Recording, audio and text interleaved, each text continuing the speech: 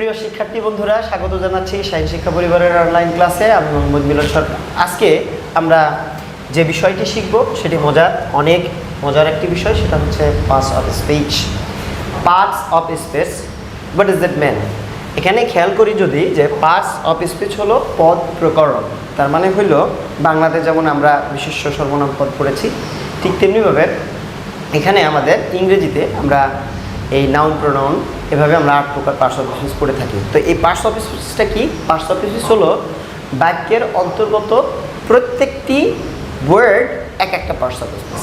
তার মানে যখন একটা ওয়ার্ড থাকতেছে আলাদা, আমরা যদি একটু বলি, যেমন ধরো এখানে দেখা আছে করিম, তারপরে লেখা আছে ইজ, তারপরে এ গুড বয়। তার মানে এগুলি আগে কি ছিল? এক একটা ওয়ার্ড ছিল। এই ওয়ার্ডটা যখন এই বাক্যে এসে বসলো তখন সেটা কি হয়ে গেল? Parts of speech. তার মানে ওয়ার্ডগুলি আলাদা আলাদাভাবে যখন একটি বাক্যে শৃঙ্খলাবদ্ধভাবে বসে একটি বাক্য তৈরি করতেছে, তখন এই বাক্যের অন্তর্গত প্রত্যেকটি শব্দই কি হচ্ছে? এক একটি পার্টস অফ স্পিচ। আমরা যদি খেয়াল করি যে এই পার্টস অফ স্পিচকে আমরা বিভিন্নভাবে কি করেছি? ভাগ করেছি। পার্টস অফ স্পিচকে আমরা মূলত 8টি ভাগে ভাগ করে থাকি। এই 8টি ভাগের ভাগ হলো কি কি? প্রথমেই হইল নাউন, যেটাকে আমরা এই বিশেষ্য বলে থাকি, এবং তারপরে প্রোনাউন, তারপরে আছে অ্যাডজেক্টিভ, যেটাকে আমরা বলতেছি যে বিশেষণ, এবং ভার্ব, অ্যাডভার্ব, এছাড়াও আমাদের রয়েছে প্রিপোজিশন, কনজাংশন অ্যান্ড ইন্টারজেকশন। এখন এই যে 8 প্রকার, এই 8 প্রকারের প্রত্যেকটি প্রকার সম্পর্কে আমরা জানব, এবং পরবর্তী ক্লাসগুলিতে আমরা এগুলি কিভাবে চিনতে হয়, তার মানে কি থাকলে বুঝবো যে এটা নাউন হবে, কি থাকলে বুঝবো যে এটা ভার্ব হবে, কি দেখে বুঝবো যে এটা অ্যাডজেক্টিভ হবে, অ্যাডভার্ব হবে, সে বিষয়গুলি ইনশাআল্লাহ আমরা পরবর্তীতে শিখব। তো আমরা এখানে যে প্রকারভেদ রয়েছে সেই প্রকারভেদগুলি এখানে দেখতে পাচ্ছি। এটাকে মূলত আমরা কয় ভাগে ভাগ করছি? আমরা দেখতে পাচ্ছি যে এটাকে 8 ভাগে ভাগ করা হয়েছে। Noun, pronoun, adjective, verb, adverb, proposition, it's preposition, this is not preposition, okay?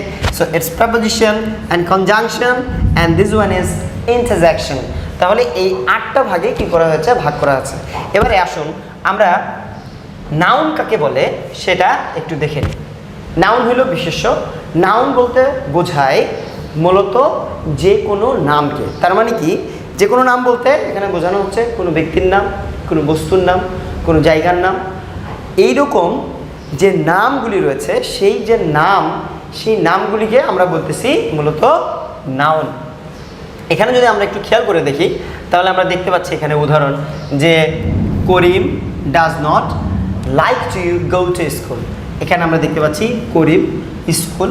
এখানে যদি খেয়াল করি Kuwait is a Muslim country. তাহলে এখানে আমাদের দেখতে পাচ্ছি যে কুয়েত এবং কান্ট্রি এই দুইটাও নাউন। এখানে দেখতে পাচ্ছি ডায়মন্ড, এটাও কিন্তু নাউন। তার মানে নাউন হইল কি?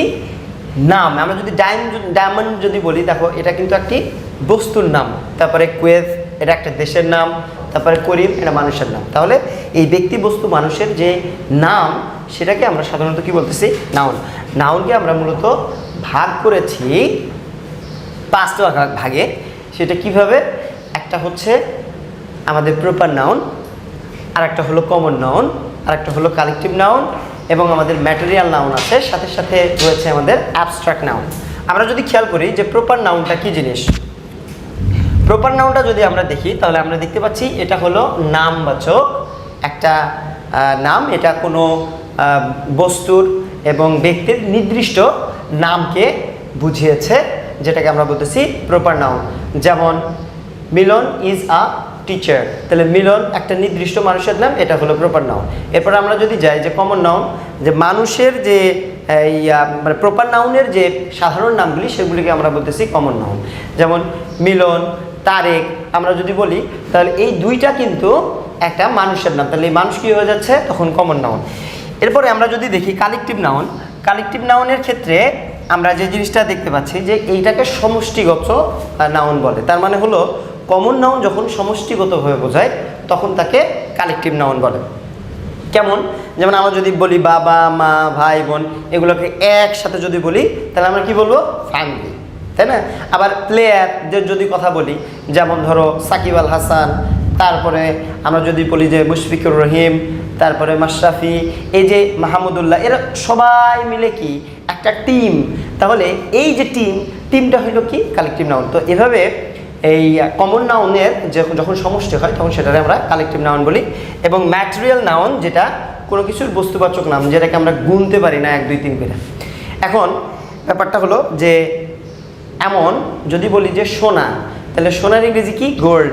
গোল্ডটা কি হবে তখন? Collective noun. যদি বলি যে কাঠ, তাহলে কাঠটা কি হবে?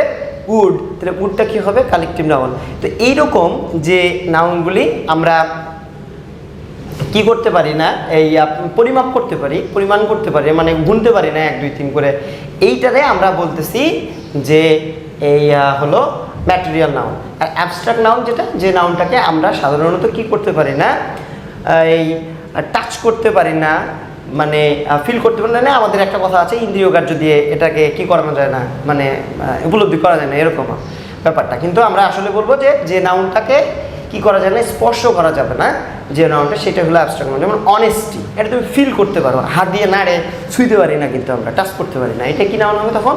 Abstract noun. তো এইভাবে আমরা নাউনটারে 5টা ভাগে ভাগ করেছি। এরপরে যদি আমরা যাই পরবর্তী ক্লাসের পরবর্তী স্লাইডে আমরা দেখতে পাচ্ছি যে প্রোনাউনটা কি? খুব সিম্পল জিনিস, নাউনের পরিবর্তে যেটা বসবে। আমরা যদি একটু খেয়াল করো, প্রো এই শব্দটার অর্থ হইল পরিবর্তে। তার মানে এখানে আমরা যদি লিখি যে প্রো দ্বারা আমরা কি বোঝাচ্ছি? প্রো দ্বারা আমরা বোঝাচ্ছি পরিবর্তে। আর আমরা যদি পরিবর্তে এবং নাউন শব্দের অর্থ আমরা কি বলতেছি? যে নাউন, তার মানে কি নাউনের পরিবর্তে যে ওয়ার্ডটা ব্যবহার করি সেই ওয়ার্ডটাকে আমরা বলতেছি কি? প্রোনাউন। এখানে আমরা যদি দেখি যে the word which we use instead of noun is called pronoun, তার মানে যেটাকে নাউনের পরিবর্তে ব্যবহার করা হয় সেটাকে কি বলতেছি? প্রোনাউন। কেমন? আমরা যদি এই জায়গায় উদাহরণটা খেয়াল করি, দেখো করিম ইজ আ গুড বয়। এখানে খেয়াল করি যে করিমের বদলে আমি কি ব্যবহার করেছি? এখানে খেয়াল করো, আমি কিন্তু হি ব্যবহার করেছি। আবার এই যে হি যে ব্যবহার করলাম, এখন আমি যতবারই করিমের কথা নিয়ে আসবো ততবারই কিন্তু তার সম্পর্কে আমি বলতে গেলে কিন্তু হি শব্দটা ব্যবহার করবো। এই যে এই হিটাই হলো কি? প্রোনাউন।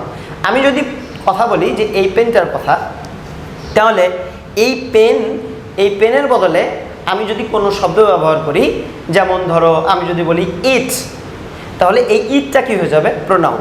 ঠিক এমনিভাবে আমাদের হি শি, তারপরে ইট, আই, উই, এই ইউ, এই সবগুলি কি প্রোনাউন হিসাবে আমরা ব্যবহার করে থাকি।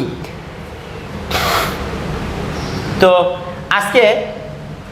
আজকের ক্লাস বন্ধুরা এ পর্যন্তই। আগামী দিনে ইনশাল্লাহ পরবর্তী ক্লাসে আবারও দেখা হবে। সকলেই ভালো থেকো, সুস্থ থেকো, আল্লাহ হাফেজ।